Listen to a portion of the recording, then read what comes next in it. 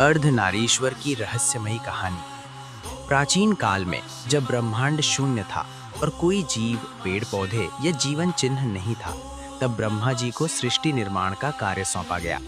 ब्रह्मा जी ने पूरे मन से सृजन का कार्य आरंभ किया, परंतु जल्द ही उन्हें एक गहन चिंता ने घेर लिया।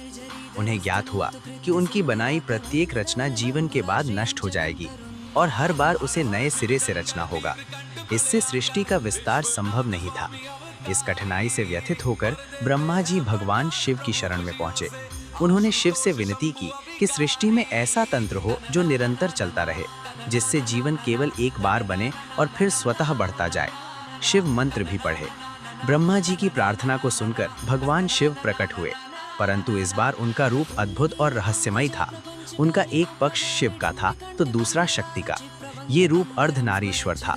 शिव और शक्ति का यह संयुक्त स्वरूप ब्रह्मा जी को गूढ़ संदेश दे रहा था।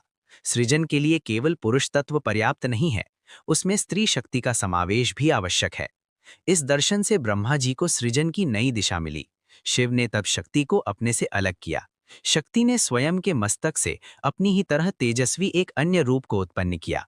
ये नई शक्ति आगे चलकर पृथ्वी पर प्रकट हुई, दक्ष प्रजापति के घर एक दिव्य कन्या के रूप में, जिन्हें हम सती के नाम से जानते हैं। सती के जन्म के साथ ही सृष्टि की वास्तविक शुरुआत हुई। स्त्री और पुरुष के मिलन से जीवन का चक्र आगे बढ़ा। इसी घटना से संसार में जन्म, प्रेम और परिवार की नींव पड़ी। यह कथा हमें सिखाती है कि ब्रह्मांड की हर रचना में शिव और शक्ति दोनों की समान भागीदारी है, और जब दोनों एक हो जाते हैं तभी सृजन संभव होता है।